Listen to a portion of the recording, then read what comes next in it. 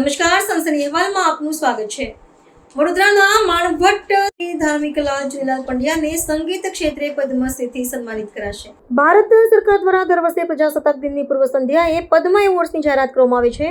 આ પ્રતિષ્ઠિત સન્માન રાષ્ટ્રપતિશ્રીના વરદ હસ્તે કલા, રમતગમત, સાહિત્ય, વિજ્ઞાન, શિક્ષણ, ચિકિત્સા, સમાજ સેવા સહિત વિવિધ ક્ષેત્રોમાં વિશિષ્ટ અને અતુલ્ય યોગદાન આપનાર નાગરિકોને અર્પણ કરવામાં આવે છે।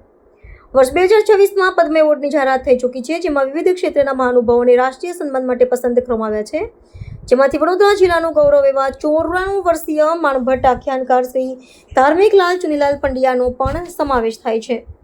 ગુજરાતની પ્રાચીન લોક સંગીત પરંપરા આખ્યાન કલાને જીવંત રાખનાર વડોદરાના નિવાસી પ્રખ્યાત માણભટ્ટ તથા આખ્યાનકાર શ્રી ધાર્મિક ચુનીલાલ પંડ્યા છેલ્લા 73 વર્ષથી આખ્યાન કલાને જીવન સમર્પિત કર્યું છે। તેઓ વડોદરા સહિત દેશ વિદેશમાં ખ્યાતિ ધરાવે છે।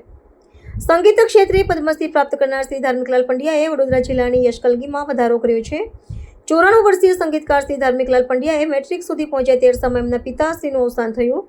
ઘર ચલાવવાની જવાબદારી શ્રી ધાર્મિકલાલના શિરે આવી પડતા કથા વાર્તાને આજીવિકાના સાધન રૂપે સ્વીકારી શ્રી ધાર્મિકલાલે કથા વાર્તા કરવાનો પ્રારંભ કર્યો હતો। શાળાકીય અભ્યાસ સાથે તેમણે શાસ્ત્રીય સંગીતનું જ્ઞાન પણ મેળવ્યું હતું। તેમના આખ્યાનોમાં સૌથી વધારે પ્રખ્યાત શ્રી હરિવંશ પુરાણ, શ્રી શિવ મહાપુરાણ અને શ્રી સંગીત શ્રીમદ ભાગવત છે।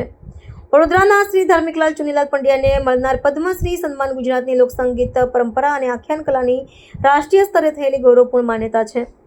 શ્રી ધાર્મિકલાલે જણાવ્યું હતું કે મને મળેલું સન્માન ગુરુ શ્રી પ્રેમાનંદ, પિતા શ્રી ચુનીલાલ અને ગુજરાતી કલાને મળેલું સન્માન છે।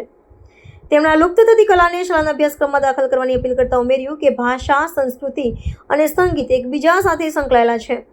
યુવા પેઢી અને બાળકોને આ કલા શીખવવી જોઈએ। સમય અને સમાજ પરિવર્તનશીલ છે, ત્યારે સરકાર અને સમાજ પરંપરાગત કલાને લુપ્ત થતા અટકાવી શકે છે।